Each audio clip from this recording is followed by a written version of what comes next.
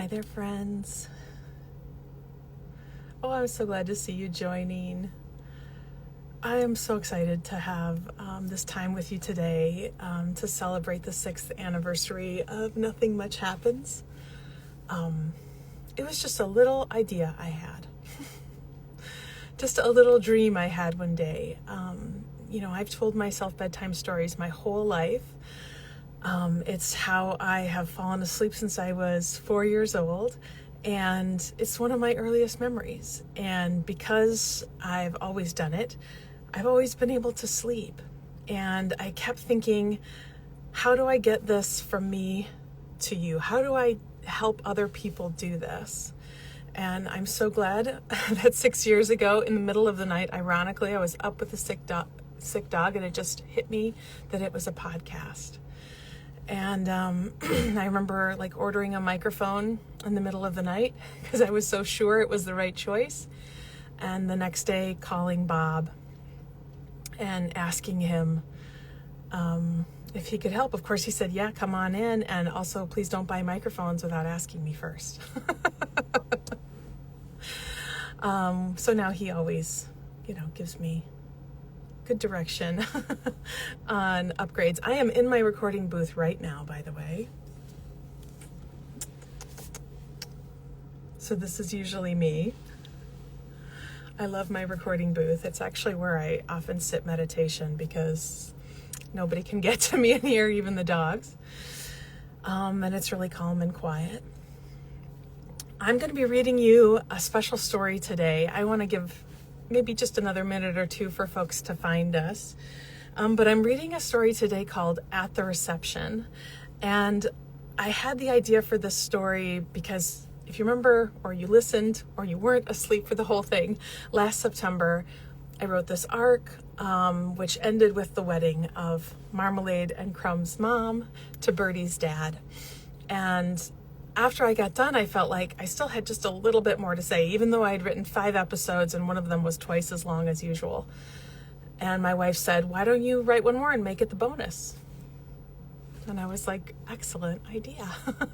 So I want to read you that story that is telling you the story of the reception of how the villagers are dancing and eating and celebrating after the biggest wedding the village of Nothing Much has ever seen. I also want to let you know that, we've got some exciting moments happening today for you. So I hope that you'll stick around even past the reading. I'm going to be joined by my friend and manager, Nate, and we're going to go through some Q&As. And even if you didn't have time to send in a question, don't put it right now because we won't see it.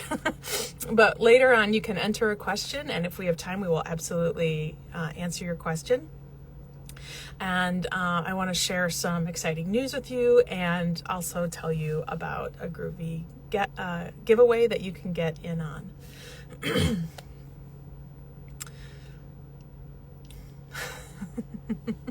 I'm so used to doing this all by myself in a little bubble, in this literal little bubble.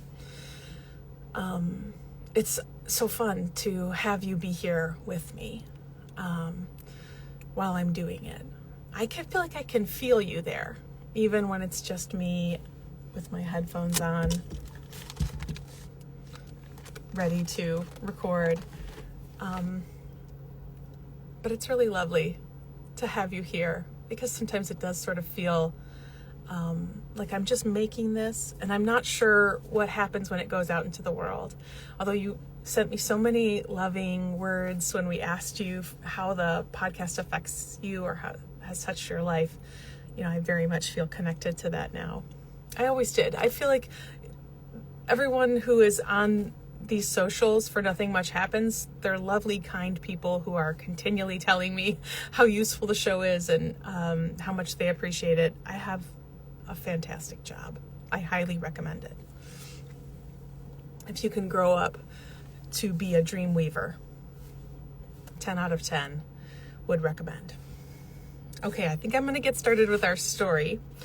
Again, this is, if you're just joining us, At the Reception. It was a bonus story, so if you're a Premium Plus subscriber, then you might have heard this story.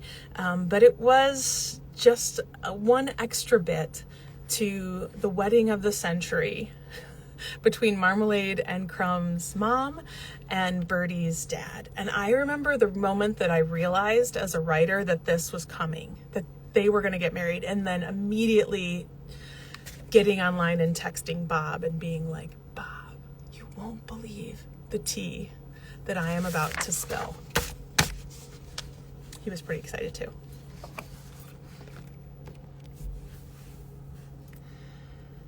Well, let's take our breaths, right? It just wouldn't feel right otherwise. Everybody take a big breath in through the nose and sigh through your mouth. One more, breathe in and let it out. Good. At the reception, everyone had stayed down by the lake for a good hour after the ceremony. The skies were bright blue, and the air was so fresh and cool that it seemed the perfect place to commence the celebration. I'd gone with Chef down into the kitchen and helped to assemble the appetizers. Their kitchen was so organized that it only took us a few minutes, and the innkeeper and a few others came along to carry the trays and champagne glasses up and out into the yard. We handed them around, and the guests made their first toast of the evening to the happy couple. I wandered through the crowd, talking with friends and customers I knew from the bakery. That is one of the joys of having a shop that so many go into. You get to make friends, to know a lot of people. I mean, there are a few things as intimate as knowing someone's coffee and bagel order like the back of your hand. That came back a couple episodes ago, didn't it? The beauty of the lake kept pulling me away, and after a bit of socializing, I trod out onto the dock and leaned on the railing, letting my eyes skim over the water from directly beneath me out across to the far shore.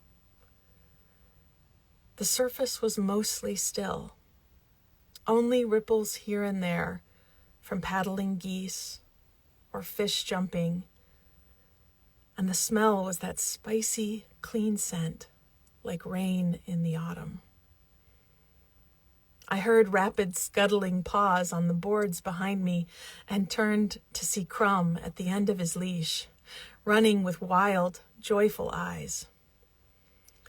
He was pulling a little boy behind him whose face was rosy with exercise. Thankfully, my dress had pockets, and I had stuffed them with home-baked dog and cat treats, thinking that they might come in handy. I reached for a few of the puppy cookies and squatted down. Crumb screeched to a stop and happily started munching. I gave a few more to the boy, who pocketed them quickly. "You did a lovely job on that piano duet," I told him. He looked down at Crumb and nodded. "I practiced for 2 weeks." It showed. He nodded shyly at me and tugged at Crumb, who followed him back to the yard. Watching them gallop off made me look around for the other four-legged guests. I wandered back into the throng and up onto the porch where some folks were seated, eating bruschettas and sipping from drinks. At the far end of the porch, a small animal playpen had been set up, and I was not surprised to see Birdie splayed out half on and half off a giant dog bed, his eyes closed and dreamy snores permeating from the atmosphere. Beside him, another dog I knew, Alphabet, usually just called Alfie, was chewing on a toy, and I reached over the barrier and patted his head. When I handed him a treat from my pocket, Birdie's eye popped open, and though he didn't go to the trouble of lifting his head off the rug, he did blink at me with his huge brown eyes until I tossed him a cookie. I didn't see the cats and guessed they couldn't be trusted to sit on the porch. I pulled open the screen door and held it for the innkeeper, who was striding down the hall with sweating champagne bottles fresh from the chiller in her hands. As she passed me, she winked and said, "We're moving up to the ballroom in 15, okay?" I nodded. I was happy to be helping with the meal, which we would move up platter by platter in the dumbwaiter and serve on long tables set up in the ballroom on the second floor. I remembered that I was looking for the kiddies. They deserved their treats too, and started down the long hall that led from the back of the inn all the way to the front. Most rooms that I passed were open and clearly devoid of felines. But then I came to the library and found the door closed and a big, fluffy golden retriever laying with her nose pressed to the crack beneath it. She was crying just a bit, and beside her a boy stroked her head and talked to her. When he saw me, he said, "Clover wants to see the kitties. She loves cats." "Oh, did you ask Marmalade's mom?" "Yes, she said if there was another grown-up with us, Clover could go in for a few minutes." They both looked up at me through their lashes with pleading faces. "Okay, come on," I said, as if I had even considered saying no. I held onto Clover's leash, and he turned the knob and pushed the door open. The library is one of those rooms that feels magical, like it must have a secret panel beside the fireplace that opens to reveal a passage that takes you through a tunnel out to the boathouse. I've never checked, as I'd rather daydream about it than find out I'm wrong. It has bookcases full of old novels, and lined with photos and little artifacts found during the renovation. There's a huge fireplace with tall irons in polished bronze that look like they could spring to life and invite you to dinner. There is a deep bay window full of cushions, and on one, sitting primly, was the gray cat I'd seen with Marmalade at the wedding. At first I didn't see Marmee anywhere, then noticed a giant plant pot hanging from a hook above the window, which was swaying slightly. Along with shoots of spider plants, there was, hanging over the edge of the pot, a thick orange tail. And I called out to her and heard a slow, unbothered meow come back from it. Clover, who'd been tippy-tapping on the old wood floors, laid down in front of the window seat. And the gray cat, my young friend told me her name was Cinder, looked down at her from her perch. Cinder jumped down, trusting and interested, and walked right over Clover's paws, letting her tail slide around the golden's cheek. Clover laid on one side, showing her belly, and Cinder sat beside her and stretched out her neck to touch noses. "Well," I said, "I think that went just about as well as could be expected." I took a handful of kitty treats from my pocket and stood up on tiptoe to drop some into Marmalade's planter, then piled the rest on the cushion where Cinder had been. I got a cookie for Clover, too, and she followed me back out of the library, loud cat crunches crackling behind us, and sat down beside the closed door again. Her boy took some extra cookies and promised to stay close to her. I heard a rumbling through the walls and remembered the dumbwaiter, the dinner being moved, the dinner being moved, and dashed up the stairs to help on the retrieving end in the ballroom. It had looked beautiful before, when I'd helped to set the tables this morning. But now, as the sun was setting and the candles were lit, it was an absolute dream. We could set out the food, and the innkeeper would ring the bells. And we'd all come together up here to eat our fill and dance until we had to take our shoes off. The kids and animals would fall asleep and be carried out in their parents' arms at the end of the night. Chef and I would pack up the leftovers for guests to eat in their pajamas over their kitchen sinks at midnight. And we would all finally climb into bed and sleep so deep and dream so sweetly. Sweet dreams. Oh, I love that story. And if you enjoyed it, maybe share any moment that made you smile or anyone that you recognized in that story. Besides sort of the obvious characters, you can absolutely clap.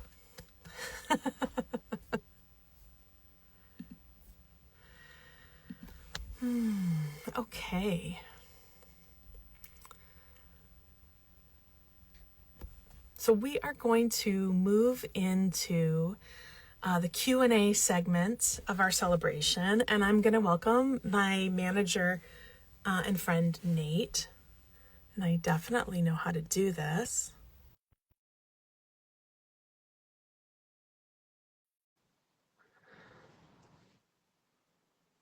Yes, the piano boy. He just had a story, right? Nate! We did it. We did it. Hi.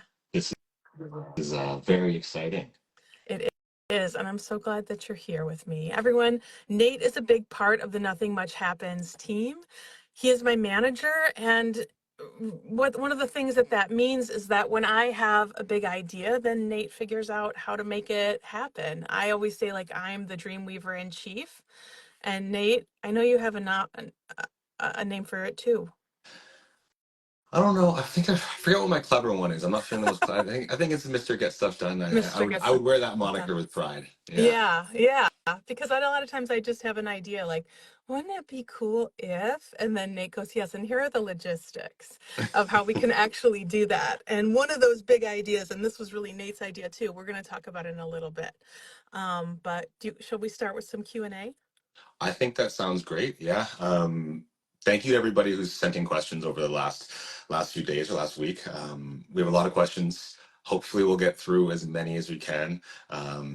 Feel free as well to throw some questions in the chat. I got an eye down there. I will be looking in multiple places at once, so we'll do our very best to track. But let's jump right into it. Does that sound good, Kathryn? Let's go. Okay, amazing. So from Holly, I'm actually very interested about this one. She asks, do you think you will name any of the people in the village? Can you elaborate as to why or why not? And of course, she gives a very big thank you for the amazing gift you've given. But yes, to you, Kathryn, do you think you'll name anybody and why or why not? Yeah, thank you, Holly, for that question. I do get that one a lot. I don't think anybody will probably get a name at any point. I just don't see it happening. And there's a big reason for that.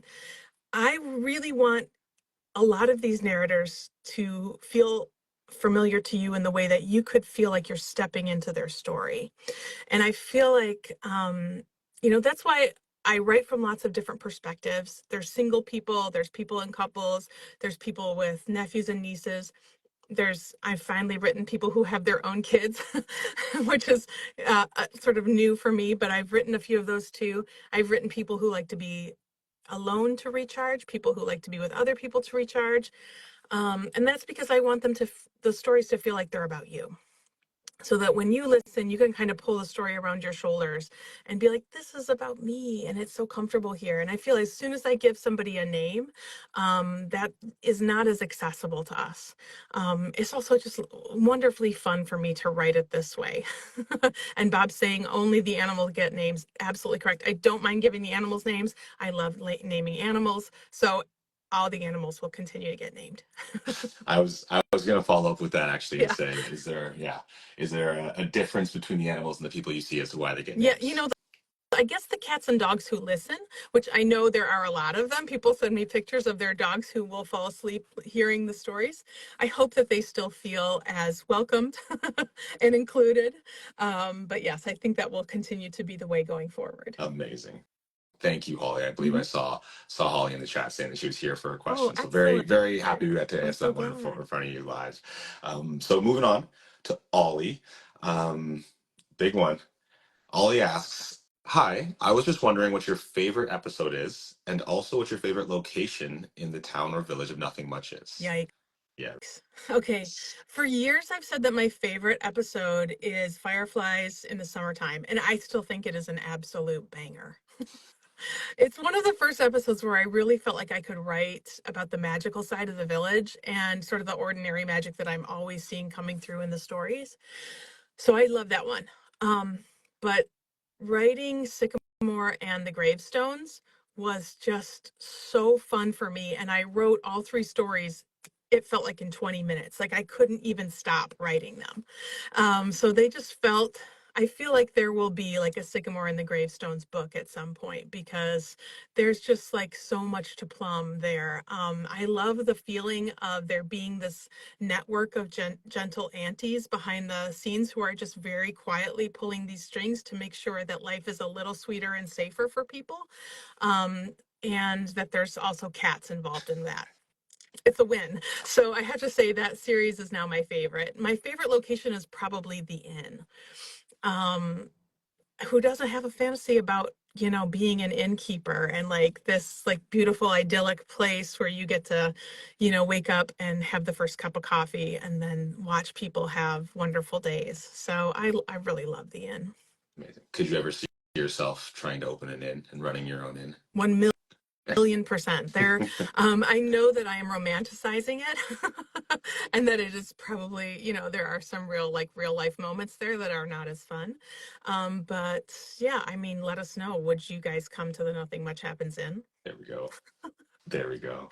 Yes, let you focus on guest experience and not the admin and accounting. I think that would be a good way to keep the Yes, romance of it. good point. Thank you, Ollie. So jumping over, we have one from Emma. Oh, this I do like this. I think this is gonna be a very tough one for you as a writer and a creator. So Emma asks, which of the residents of Nothing Much is most similar to you, and who do you enjoy writing the most? I do love writing the innkeeper a lot. Yeah, And I think that there's, people will often ask me about the innkeeper and the other innkeeper, which is how I introduce them, and that they're trying to keep track of her timeline. And I'm always saying, don't try to keep track of it. There's something a little magical about this person. And I always have had the feeling that she's a little bit the fairy godmother of that. Of the village and kind of watching out and watching over for people. So I probably think of myself a little bit like the innkeeper. Um, I think also, like I deeply can resonate with being any of the animals' moms, including the head of the coven, who is Cinder's mom. And we have a story with them coming out, guys, next Monday. So Cinder will be back. I know people have been saying, oh, don't wait till Halloween to bring Cinder and the coven back. And they'll be back with some spring rituals next Monday. So I also really resonate with those characters. amazing, amazing. That's a great one, Emma.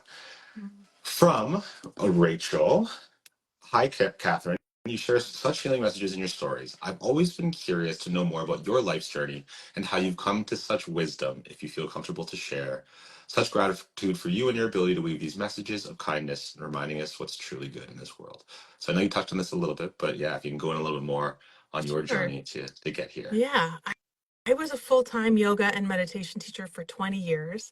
And so I always tell people, like, I have a dream job now. It's my second one. I've had two careers in my life, and they were both absolute dreams.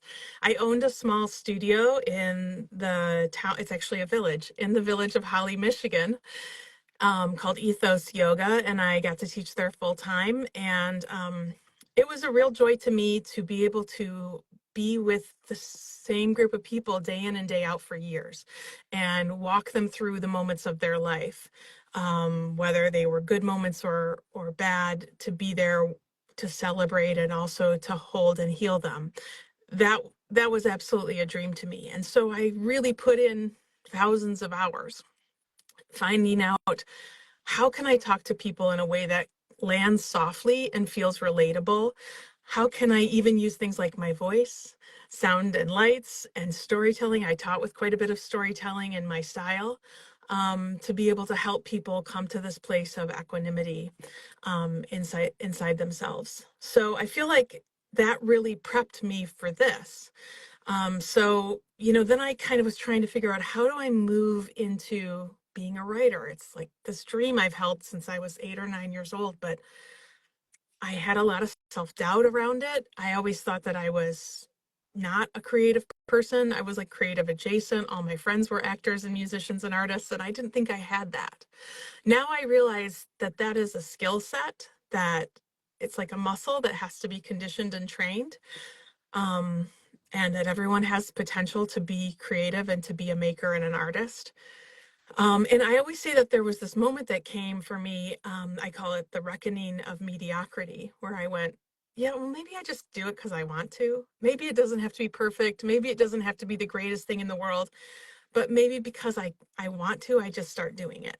And so I started working on the idea of Nothing Much Happens, first as a book, mostly because I'm a lifelong reader. I just thought it was a book. And Megan, who does all of our community care, she worked for me at the yoga studio. That's how we met. And I remember, and she's a wonderful artist. And I remember sitting on the floor of the yoga studio with her and telling her this idea, and she's taking notes, thinking that maybe I could write the book and she could illustrate it. So we've always been trying to work together our whole lives. And, I didn't really know how to make that move. How do I get into publishing? It's quite a big step. And so, like I said, one night I was up in the middle of the night, and I already had a podcast of my yoga classes.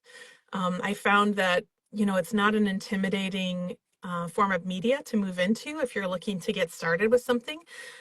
So I just thought, oh, it's a podcast. And as a yoga teacher, I'm already trained to use my voice. I already understand, like, how I always think of it like a knife moving through a stream of water. As a yoga teacher, I don't want to block the water and send the water spraying everywhere.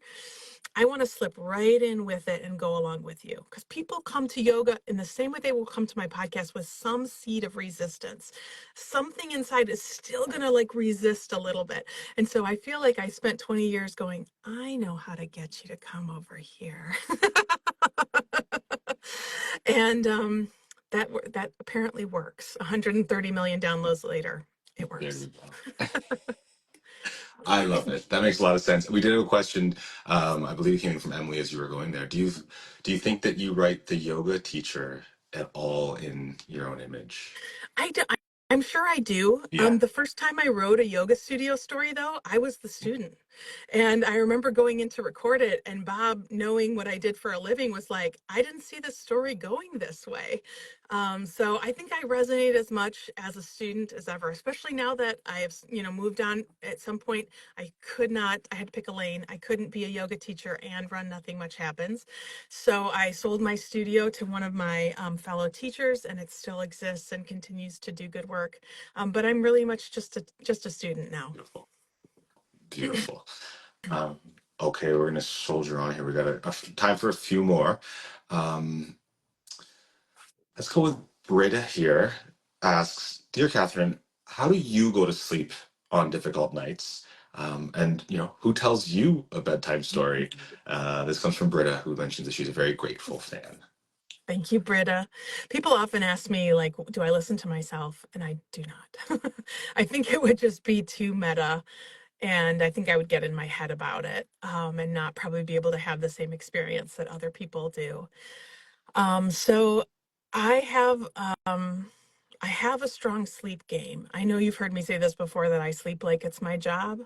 I put in 8 hours. I show up on time. I don't take breaks. I have a good consistent schedule. So besides just being a naturally sleepy girl, that helps. But it's actually maybe a nice way to talk a little bit about this big offering that we're announcing, because I also just have some products that I use, some rituals that I take care of at nighttime to help me wind down. So you might have heard already because it's been announced at the beginning of the most recent story that went out. But we are launching what we're calling the Wind Down Box. And it's a subscription box that comes with some of my favorite products. I spend a lot of time vetting and using sleep products. I want to know what's out there. I want to know what to recommend to people. I want to know what I like.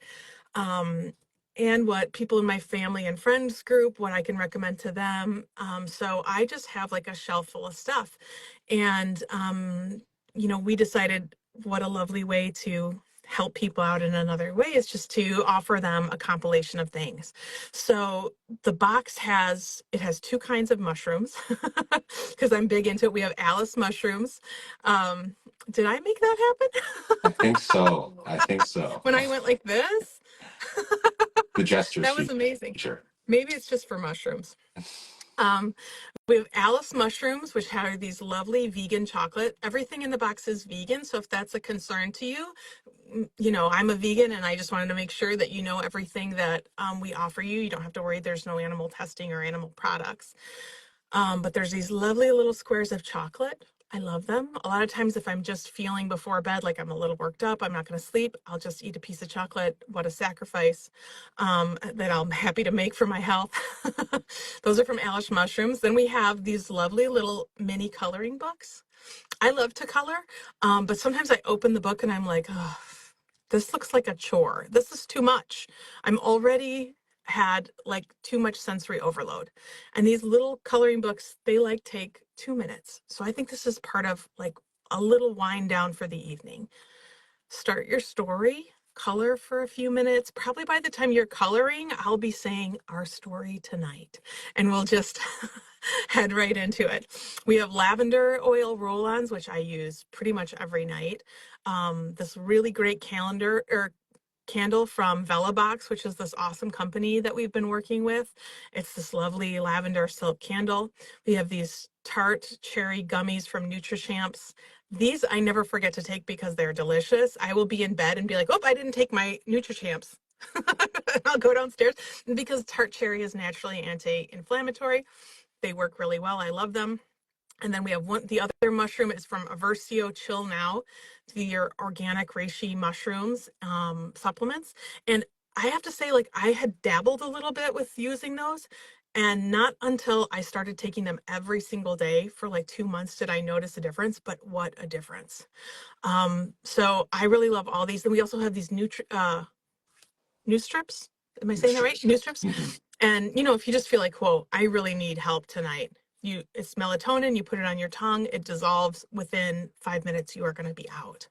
I remember the first time that I got some, I think I texted you because there's one for like daytime to wake up and one for nighttime. And guess which one she took by accident at 2 o'clock in the afternoon and had a wonderful sleepy day. I was like, this really works. Um, so I just saw someone ask about shipping the box internationally. You can get this box wherever you want. Isn't that right?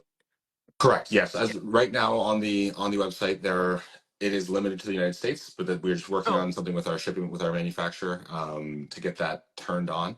If you ever want, if you're outside of the US and you're interested, send us a message on the Shopify store so that we have your information. And as soon as everything is turned on, we can get that out. The boxes will begin shipping the week of May 13th. So you're not behind the eight ball. It's just pre-orders that have opened now as well. So there's still lots of time. And we'll make sure we can get that to you wherever you are. awesome. Yes. And I should mention, besides all of this stuff, I also wanted to give you some exclusives of me. So you'll get in your box a lovely little letter from me, and it'll have 3 QR codes. And one is for a 10-minute progressive muscle relaxation to do before bed. It's a lovely way to close out your stress cycles. If it's been a rough day or you feel like I'm too agitated, I'm not going to settle down, I have 20 years of experience. Let me walk you through this. Then I have another one specifically if you wake in the middle of the night. I will put you back to sleep within minutes. And then we have one more 3 good things meditation for when you wake up in the morning and you really want to start the day off on the right foot. So you can just zap the QR codes, tune in, and tune out. Amazing. It really is such an awesome thing. The box offerings, with all the products inside of it, they're so. I mean, the value there is really awesome. We're so excited to bring it to people. I know Yeah. Kathryn, what we've sort of always been talking about is allowing people to take a piece of the village and bring it home to them. And I think that's one of the things we're so excited for. So if Yes. anybody has any questions about the box, like I said, you can throw them in the chat, or if you send an email to contact@nothingmuchhappens.com, or even just through the store there. Either myself or Megan will get back to you ASAP with some Yeah. more info on it. I So we're so excited to bring it to just saw, everybody. Nate, somebody said that they want a yoga retreat with me. And I think that's a lovely idea. We've been talking about doing a retreat, but hey, just so you know, Nate's in teacher training right now. Nate's becoming a yoga teacher right now. So maybe we'll just plan that out for like a year or There so. we go. Yeah. There we go. Just a couple questions I saw here. So price point in mind, yeah, the price is on the website right now. It's at $79.99 on the box. It will be a seasonal box. So this one that's coming out right now is our spring and summer. We'll likely be looking at a second box with a refresh of products, etc. For September 1st. It would be our goal for the fall. And of course, keeping it rolling through the fall, the winter, and all the way through to next spring and summer. So any information you need on the box, you can head to nothingmuchhappens.com, click on store there. You'll see your options being the books, of course, which if you don't have, please do.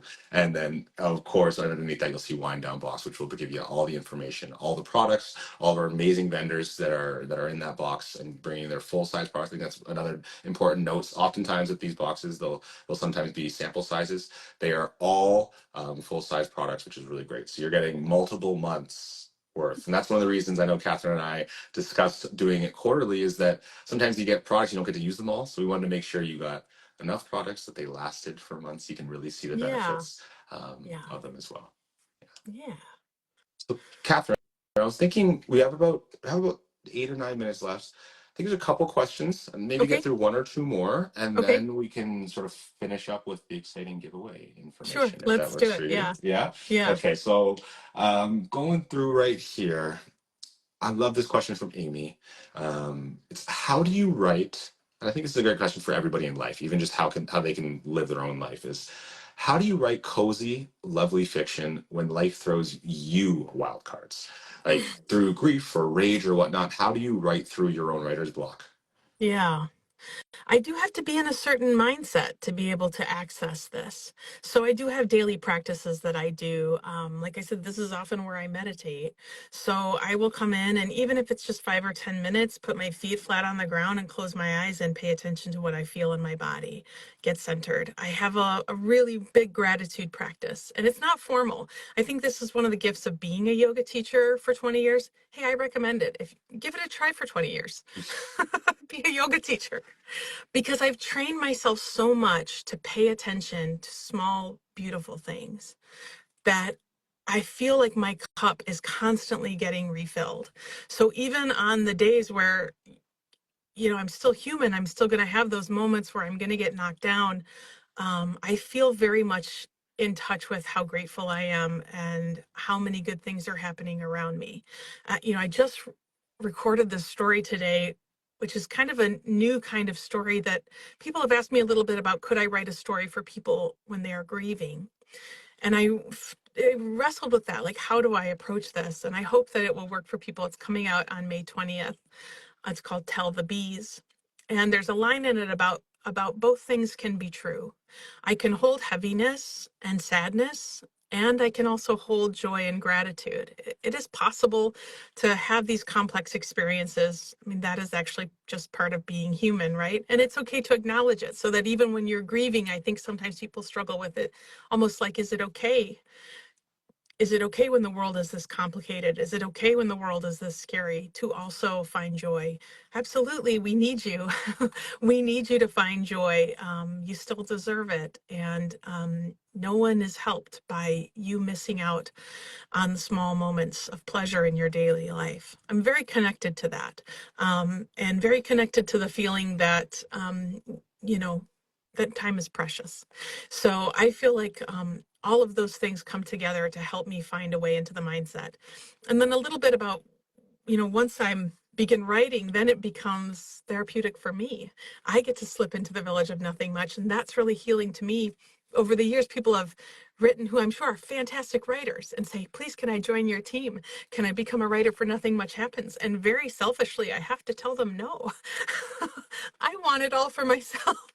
But it's really just because it's so healing to me, to write this world, that it is part of my own meditation practice.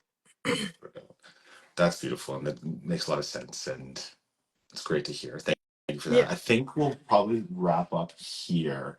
I'm Okay. just looking through the three or four I see. I'm trying to pick one. Um, I think from Maureen here, Maureen asks, after you spoke about aphantasia, I've been learning more about it. As an artist, I have a different process than others who are lucky to see ideas in their mind's eye. Can you tell us about how you write such clear details without seeing them in your mind's eye? Yeah. So this is about aphantasia, which is a condition I have, which means that I am not able to visualize anything. There is no visual component to my imagination.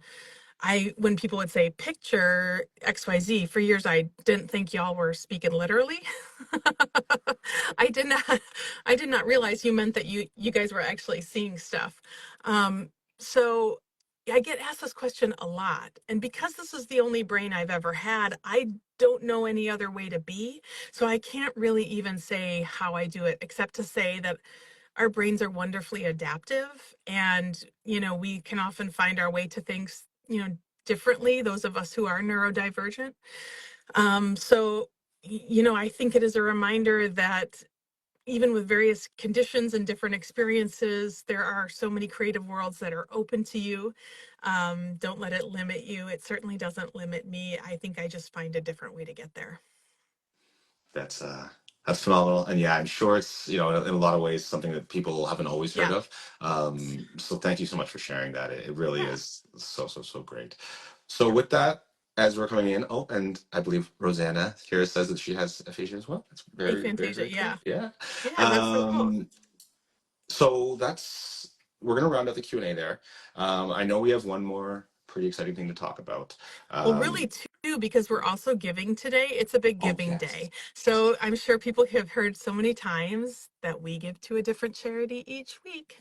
And this is actually just a bonus because we're giving to another charity this week. But when we talked about maybe raising some money today, the first thing that popped to my mind was the Fred Rogers Institute, because I feel so grateful and connected to Mr. Rogers, and basically feel like he taught me this idea when I was 6 years old, that you can have a world of make-believe and invite other people in and make them feel safe and happy there. So if you go to our stories on Instagram, there is a link. If you feel called to donate today, his institute helps community programmings, focuses on child literacy and child mental health, and just something that I feel like is probably easy for everybody to care about and get behind. So please do take a moment to visit, even if you just go and take a look at their website.